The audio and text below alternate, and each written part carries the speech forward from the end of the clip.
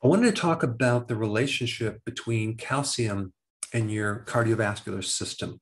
Most people associate calcium with your bones, right? You need calcium to build healthy bones. But calcium has many other different purposes in the body. And one use is used as a communication particle or a messenger between cells.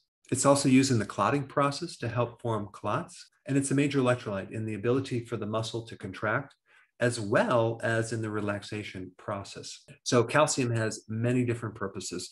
One of the unique things about calcium, it's something that doesn't get eliminated in the body too quickly, like other minerals, like potassium, for example. If you have too much potassium, your body will get rid of it real quick. If your body has too much magnesium, it will get rid of that.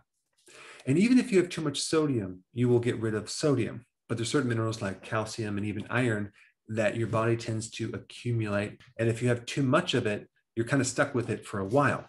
Now, the symptoms of too much calcium in the body versus too little calcium are equally as bad. You want just the right amount. You don't want too much. You don't want too little. If you have too much, that's called hypercalcemia. If you have too little, that's called hypocalcemia. And each one of them has its own series of symptoms. But what's common about hyper and hypocalcemia is arrhythmias. Okay, so if you have too much or too little, your heart tends to develop palpitations, cardiac arrhythmias, and it just loses its rhythm. So this is one of the problems. If someone has cardiac arrhythmias, do you give someone more calcium or do you avoid calcium? And sometimes you have to evaluate what the person is taking. Many women are taking way too much calcium in their supplements, especially if they're in menopause or after menopause. They're taking like 1,000 to 2,000 milligrams of calcium, which I think is way too much. Calcium can then put them at risk for heart attacks because it's just too much calcium. And the type of calcium they're taking is the wrong type of calcium. They're taking calcium carbonate, which is limestone. You'd be better off chewing on the cement outside because it's consuming rocks. It doesn't get absorbed too well. A much better idea would be to get your calcium from food. Dairy is one good source, but there's many other different sources of calcium, and I'm going to put a link down below if you want more data on that. The other thing that happens during menopause is that you lose your estrogen, and because estrogen becomes deficient, not to mention progesterone as well, you then also lose your ability to regulate calcium to a certain degree. So there's a very direct relationship between estrogen deficiency and calcium.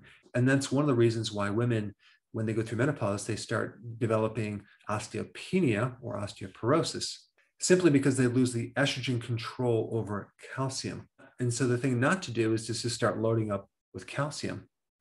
What might be a better idea is to take something like DHEA, which is the precursor for building up more estrogen. So that way that you can then absorb more calcium. But if you take too much of DHEA, that can raise your testosterone. So just make sure you don't take any more than 10 to 15 milligrams. I don't want to get sidetracked, but sometimes it's a little bit complex to try to figure all these things out because if you raise one thing, something else will then get raised. I think if you're eating a healthy diet, you're on healthy keto, calcium is rarely going to be a problem.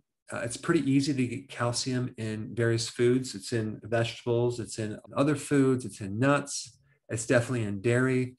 I think what's more of a problem is vitamin D. Vitamin D helps you absorb calcium by a factor of 20x. So with vitamin D, your absorption of calcium goes up by 20 times. And the majority of the population is so deficient in vitamin D. I would say at least 70% of the population is deficient in vitamin D. And that's really where the problem is when we're dealing with calcium, not the calcium itself. So I just wanted to talk about this interesting relationship between calcium and cardiovascular function. And when we're dealing with supplements, calcium is one mineral that I wouldn't necessarily take as a standalone supplement. All right. Thanks for watching.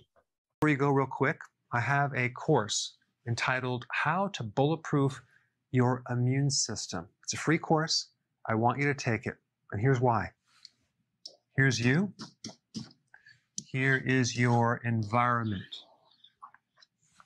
Everyone is focused on this over here, avoiding your environment. But what about here? What about strengthening your immune system? That's what's missing. This course will show you how to bulletproof yourself, and so you can tolerate and resist your environment much better by strengthening your own immune system. I put a link down in the description right down below. Check it out and get signed up today. Hey, before